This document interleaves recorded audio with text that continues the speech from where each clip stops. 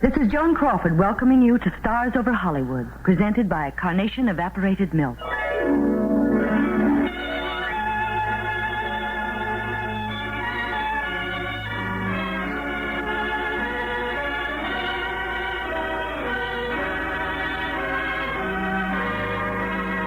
And here is your host for Carnation, Art Ballinger. Welcome to Hollywood, home and workshop of the world's most glamorous people. We're happy to say that beginning today and each week from now on, Stars Over Hollywood will be brought to you by Carnation, the world's favorite brand of evaporated milk. And today we present transcribed the romantic drama, I Knew This Woman, starring Hollywood's favorite actress, Joan Crawford.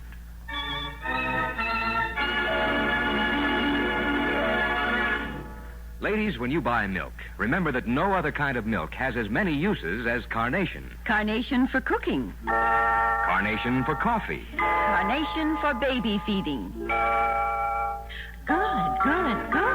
For milk that's extra good, you should get the brand that's called Carnation. Rich. For milk that's creamy rich, you should get the brand that's called Carnation. Yes, it's Carnation, bringing you Stars Over Hollywood. And speaking of stars, here's Miss Joan Crawford. Hello, Art.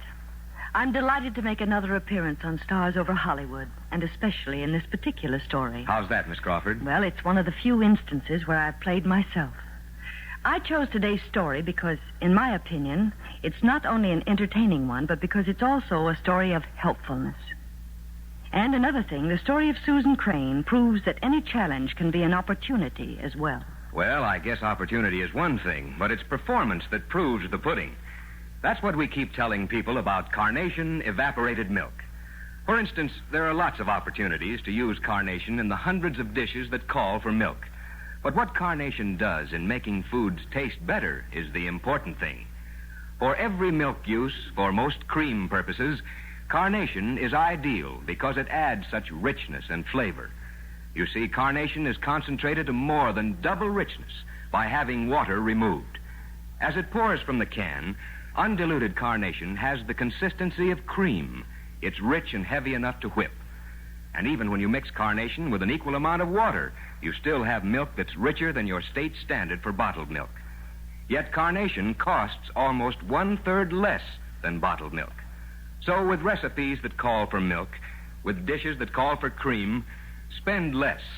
Use Carnation, the milk from contented cows.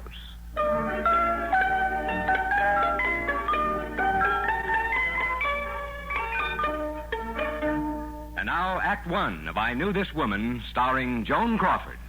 Curtain going up.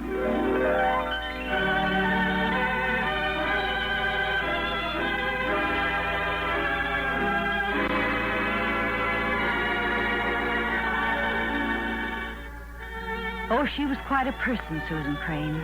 A little quieter now than she used to be. A woman now. I have to think hard to remember the girl who was always laughing. Always having fun no matter what she did.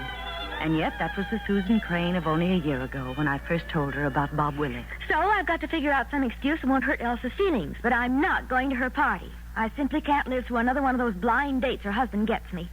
Or maybe I'm too hard to impress. Am I stuffy, Joan? No, stop it, of course Well, not. something's wrong. I met half the single men in town, and no spark. And I'm not husband hunting. Wait a minute. Bob Willett. He's a darling, and we've been friends for ages. I don't know why I didn't think of him before, but... Well, you and Bob would hit it off perfectly. You can find your own romance. But I think you two could have a very swell friendship that would mean a lot to both of you. Friendship between a man and a woman? I never heard of it. Well, and it's about time you did, because it happens to be one of the nicest experiences in life. Oh, I was only kidding. I'd like to meet a man who'd be a real pal.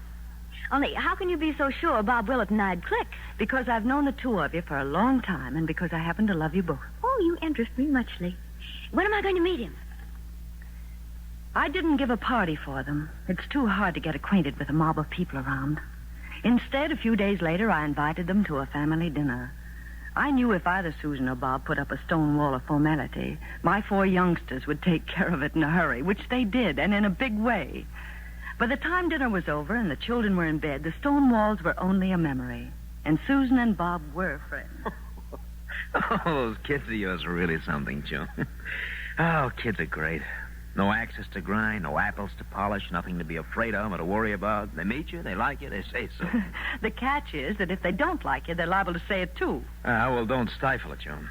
A kid's instinct is nothing to monkey with. I wonder if that's why I never feel close to anyone children don't like. And I don't trust people who don't understand children either. At least I don't if I know it.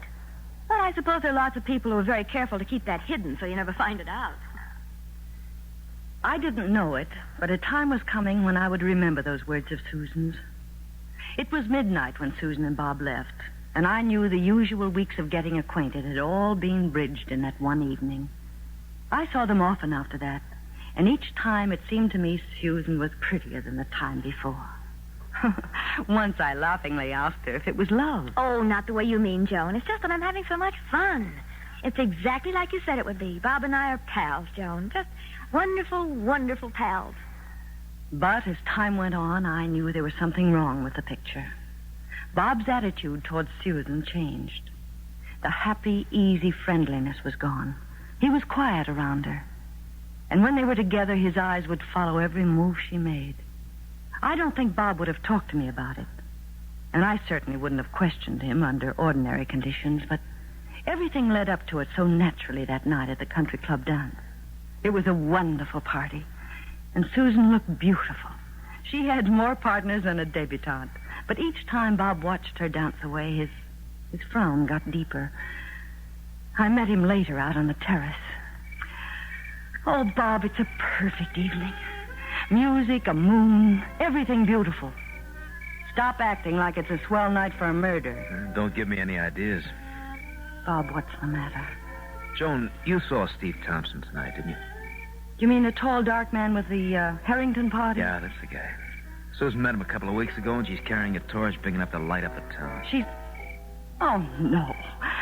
No, I don't believe it, Bob. Well, Susan would have talked to me about him, and she hasn't even mentioned his name. She's in love with the guy, Joan, I'm telling you. And he's wrong with Susan. Now, don't get the idea that this is jealousy talking either. I love her enough to want her happiness more than I want my own. But she's not going to have it with Steve Thompson. Anyway, thanks for listening, beautiful. Let's go in and dance.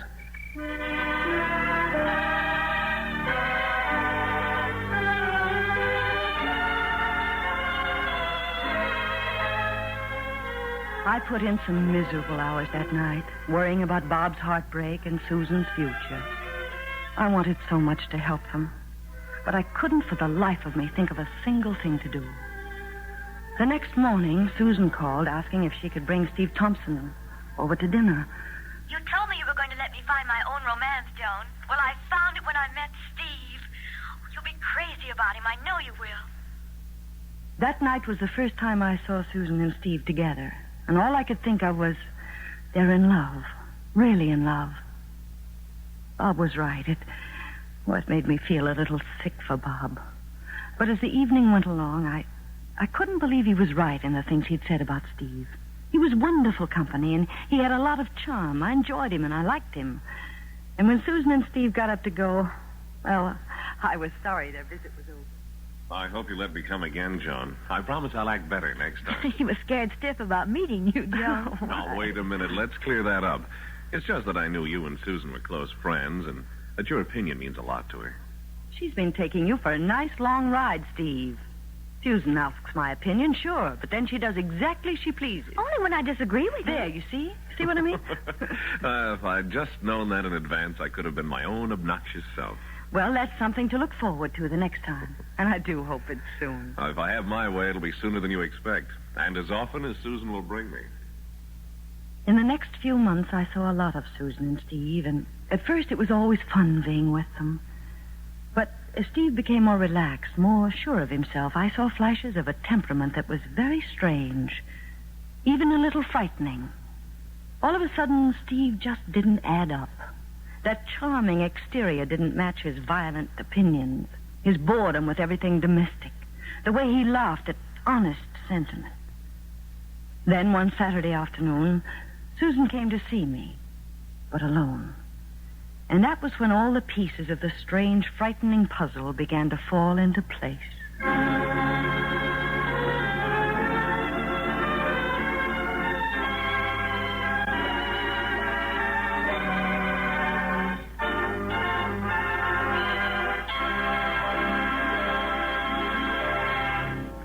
And so the curtain falls on the first act of today's Stars Over Hollywood radio drama, I Knew This Woman, starring Joan Crawford, and brought to you by Carnation Evaporated Milk. Before we return to the second act, there's another charming person here that we'd very much like you to meet, and here she is. Carnation's Home Service Director, Mary Blake. Mary, what's the good word? Well, Art, now that cool autumn weather is here, I think soup is a very good word. There's nothing like a bowl of your favorite soup to start off a meal these days. Especially cream soup, Art.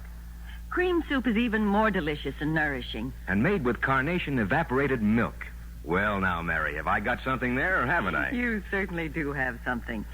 When you make cream soup with Carnation, it's much smoother, richer in flavor, and better tasting. How would you go about it?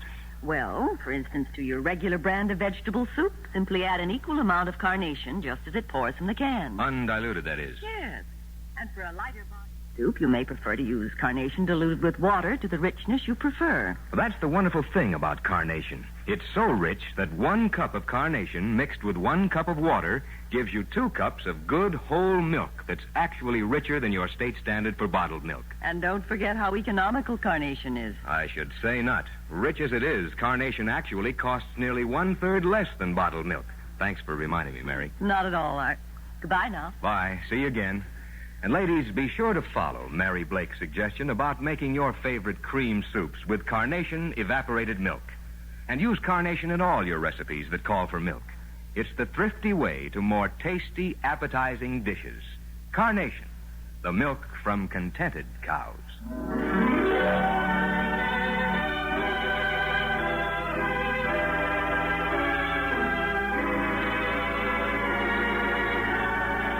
We return now to the second act of I Knew This Woman, starring Joan Crawford.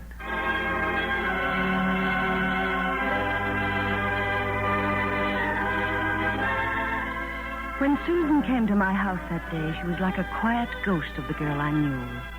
She wasn't at ease, so of course I wasn't either. We talked awkwardly for a few minutes, and then, with a tense smile, Susan said, It's been nearly a month since I even phoned you. I was a little afraid about coming over today. "Oh, that's crazy, Susan.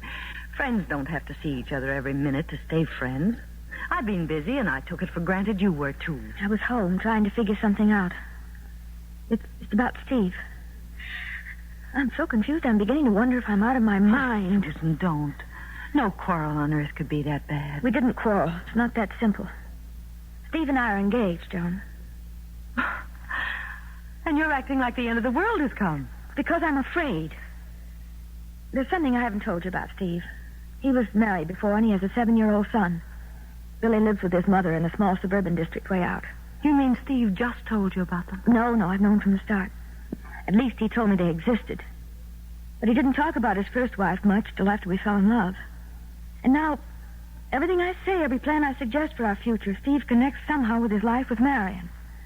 Susan, you're going to have some miserable times if you resent a woman Steve loved before he knew you. But I don't resent her, Joan. It's Steve's attitude about her that has me so upset. He hates Marion. He hates? Yes. Whenever I try to discuss our future, he says I sound just like her. Even when I talked about us getting a little house in the suburbs, he was furious. Said the reason his marriage had broken up was that Marion insisted on dragging him out to the sticks to live. Well, that hardly seems like cause for a divorce. It doesn't make much sense. That's what worries me. The way Steve's always saying crazy things like that. And the way he said on never having a family. But I thought you said he has a son. He has. His name's Billy. I wonder about that, too. Joan, could a man dislike his own little boy? Oh, that's a shocking question, Susan. I know. But beyond telling me Billy exists, Steve has never talked about him. Does that seem strange to you? Yes, it seems very strange. Well, Joan, I've got to find out what it's all about before I can marry Steve. I want you to drive out to Marion's house with me. You're not going to talk to her? No. I just want to see if it's an ugly shack on a corny street, as Steve says it is. Maybe I can see Billy. Maybe he'll be out in the yard playing. Maybe it'll be a fool's errand, too. I know. I've got to go. Will you go with me, John? Before I answer that, I want to ask you something, Susan. What if you find out that Steve has lied to you? Are you prepared for that? Yes. Then I'd know. I wouldn't be guessing. But what good would it do? Look, what I'm trying to find out, Susan, is whether you're going out of a need to set your life straight or out of curiosity and jealousy. Oh, it's not out of curiosity, Joan. And I'm not jealous of Marion. Okay. That's good enough for me.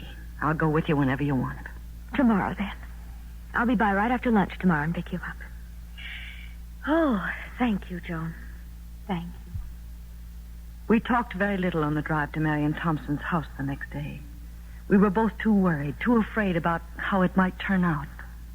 When we got to the suburban district, we drove slowly till we found the street where Marion lived. Then Susan parked the car under a pepper tree, and we got out and started to walk. All right. This is the 300 block. What's the number? 340. But most of the houses don't seem to be numbered. Look, Susan, why don't we forget the whole thing and go on home, huh? Why take a chance on putting yourself through agony? Either you believe in Steve or you don't. I know you don't mean that, Joan, because I know that lately you've had some doubts about Steve yourself. All right. I give up. I want to spare you, but if you insist on walking into trouble... You'll walk beside me because you're my friend. Or because I'm a first-class dope. Oh, Susan, look. That fence with the talisman roses. Did you ever see anything so lovely? Never in my life. Oh, the size of them. I can't even cup one with both of my hands. Hello there. May I pick you a bunch of the roses? We have hundreds of them, and they last so beautifully in the house. Oh, no, thank you. They're much too lovely on the fence. What? Well, you're Joan Crawford, aren't you? Yes, I'm afraid I am. Well, I'm going to be prouder than ever of my roses. That's a very sweet thing to say. Thank you. And thank you, too, for offering me your roses. Miss Crawford, I wonder if you'd mind... Well, if I tell Billy you were here and he doesn't get to meet you, he'll disown me. Billy? My little boy. I'm Marion Thompson. Billy's around the back in the patio. Look, I just took a pitcher of lemonade out. It'd be such a wonderful party for him if you and your friend would join us. You're very kind, but I'm afraid we can't. You see, we're really on our way. I'm Susan Crane, Mrs. Thompson, and I'm going to accept for both of us. Oh, thank you, Miss Crane. The patio's just around the side of the house. I have a hose going on the shrubs back there. Excuse me just a minute. I'll run ahead and turn it off so you won't get soaked. Now, look, Susan, this is ridiculous. You've seen her, you've seen the house. That's enough. You're going back there and tell her we can't accept your invitation after all. That you just noticed the time, or we'll say anything just so you can make it convincing. This whole miserable business has gone far enough. It's okay now. Mom turned the hose off. You won't get wet, honest you won't. And the lemonade's swell. I tasted it. Billy. Joan, that's Billy. I couldn't have moved in that moment if my life had depended on it. I just stood there, staring at the handsomest child I'd ever seen. He was looking at me in that special small boy way that says, I bet we'll be pals, you and I. He shifted his position a little so the tip of his crutches wouldn't sink into the soft earth. And as he turned, for just a second, the sun flashed on the brace that went around the shoe.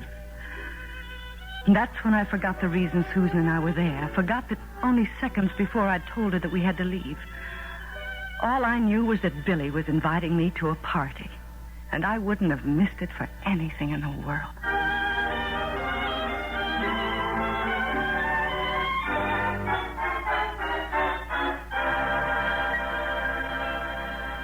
Well, gosh, Mom, I only had 6 cookies. And you make them so good, I bet it wouldn't hurt me if I ate 100. All right. With me, flattery will get you every place. Put a cup in your pocket. And then suppose you disappear, huh? It's way past your nap time. Yeah, I guess so. But I'd rather stay out here and talk. Look, Billy, I'll be back soon. And then we'll talk for hours. Cross your heart? Mm-hmm. Cross my heart. Well, I'll be seeing you then. Gee, thanks for coming to the party. It was a wonderful party, Billy. Goodbye and have a good nap. Bye, Miss Crawford. Bye, Miss Crane. Goodbye, Billy. Take the spread off the bed before you lie down, son. Yes, Mom. He just hates to take his nap. But he wouldn't fuss because of you being here, Miss Crawford. I'm afraid my son's in love with you. And I'm afraid it's mutual. He's a darling. He really is. I'm pretty proud of Billy. He's been a good soldier through some rough times. He's doing wonderfully. Marion, how long? 3 years. We were living in an apartment in the city when it happened. Of course, we couldn't stay there. Billy had to be where everything was on one floor with easy access to the outdoors. He looks like he lives in the sunshine now. He just about does. Oh, the good Lord was certainly on my side to let me find this house. Susan. Oh, Susan, don't. Please don't. Did I say something wrong? No, Marion, of course not. Tell her, Joan. Tell Marion who I am and why I'm here. You're sure that's what you want, Susan? That's what I want. Tell her everything. Like a heartbroken child ashamed of herself, Susan hid her face as I began to talk to Marion. It wasn't easy, but I told her the truth about Susan and Steve, about the way Susan came to doubt him and to be afraid of a future with him. Then I hesitated, groping for words that wouldn't hurt Susan, but she wouldn't let me spare her. In a kind of monotone, she began to talk, quoting Steve, quoting the things he'd said about his life with Marion, things she couldn't believe. She told Marion how she'd begged me to come with her that day and how I'd refused to go in. That is, until I saw Billy. And then Susan said something that made me very proud of her. In my heart, I hoped coming out here would justify all the things he told me. I wanted to leave here feeling sorry for poor Steve. Instead, I'm so ashamed I could die. Oh, but you mustn't be. I think you were wise to come here, Susan. Only you've got to be fair to Steve. And it won't be easy for you to understand him unless you've ever known a person who was frightened by illness. Of course I have. I've known people like that, Susan. When someone they love is ill, they're so terrified that they seem to have no sympathy at all. Yes, that's exactly the way Steve was when Billy was taken sick. And then when a long convalescence began, Steve rebelled against it with everything in him. Against you and Billy, you mean? No, Susan, no. Not actually. It was against fate. But you can't fight what you can't see, so Steve turned all that hopeless fury on Billy and me. He made himself believe that I neglected him and that Billy didn't love him. But how can you make excuses for a man like that? Marion's not making excuses for Steve. She's trying to explain his actions, darling, so you'll understand. He needs understanding, Susan. You see, I don't love Steve anymore, but I feel terribly sorry for him. Well, there's just one more thing I want to know. How long has it been since Steve has visited Billy? Well, I'm not sure. It's 3 months or 4. Oh, but of course he's phoned. He's phoned? Susan, you're too worn out emotionally for any more of this. Come on, I'm going to take you home. All right. I'm ready to go home now.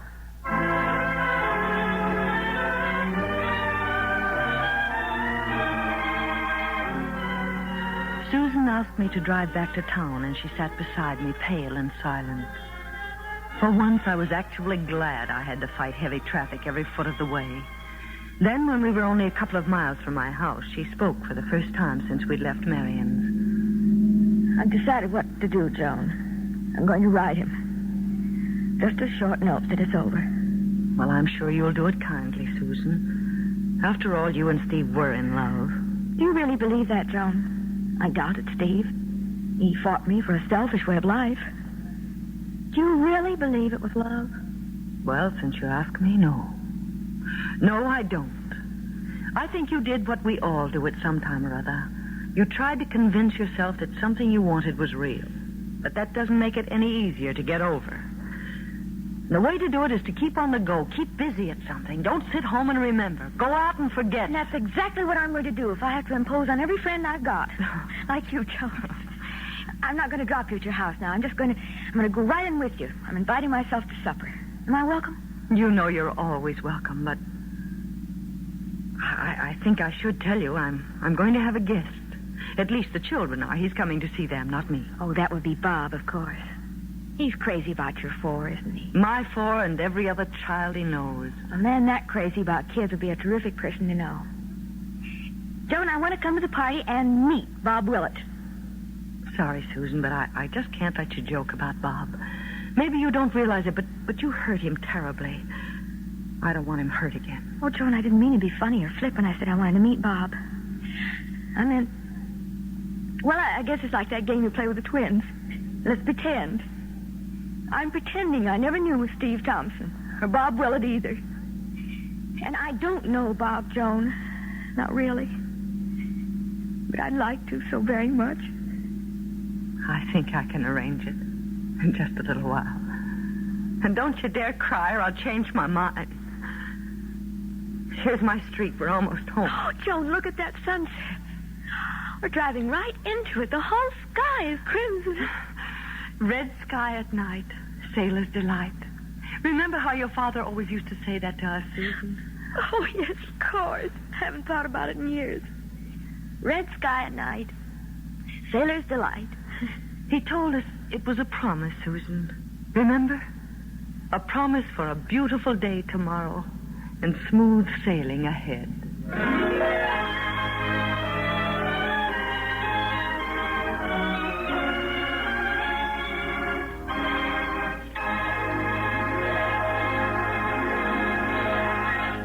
And so the curtain comes down on the final act of this week's Stars Over Hollywood show as presented by Carnation Evaporated Milk and starring Joan Crawford.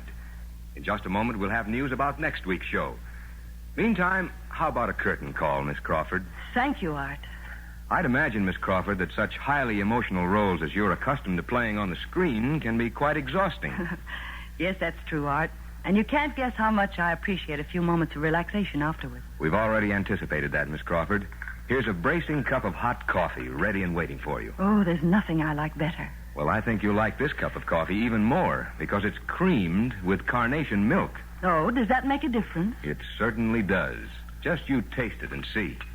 I see what you mean. It's very smooth. Smooth, yes, and full-bodied, too. Richer because carnation has the consistency of good, rich cream. It's heavy enough to whip. And believe me, what that does for coffee is something every coffee drinker ought to know about. Why, do you know, Miss Crawford, that millions of coffee lovers actually like carnation better than cream for their coffee? Well, you know, Art, I'm not surprised. Oh, but here's a rather surprising thing. Carnation costs less than half as much as cream. So, can you blame us for saying, no matter how good coffee is, it's better when you cream it with carnation? And Joan Crawford, for your wonderful performance today, we want you to have this bouquet of red and white carnations, just like those pictured on every can of Carnation Evaporated Milk. Thank you, Art. The flowers are beautiful, and you've been a grand host. Now tell me, what's your show about next week? Well, Joan, it'll be an exciting story called Filler to Adventure, and we're most fortunate in having as our special Carnation guest that romantic young actor, MacDonald Carey. Well, you can be sure I'll be listening. Goodbye, Art, and thank you again. Goodbye, Miss Crawford. Today's story was written for Stars Over Hollywood by Helen Morgan. Supporting Miss Crawford were Lorene Tuttle, Anthony Barrett, Lillian Bayef, Ann Whitfield, and Rye Billsbury. Music by Rex Corey. Today's program was produced and transcribed by Carl Harwood.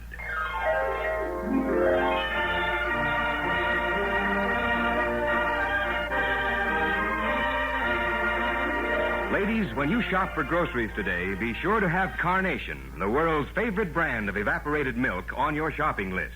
No other kind of milk has as many uses as Carnation.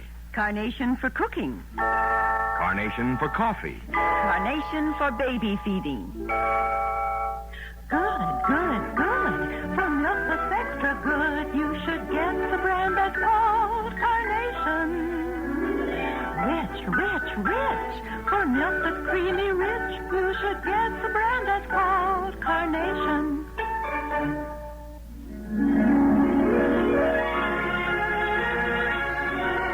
And now for the Carnation Company and Stars Over Hollywood, this is Art Ballinger suggesting that you be sure to listen next Saturday for MacDonald Carey in Filler to Adventure. Stay tuned now for Grand Central Station, which follows immediately over most of these stations.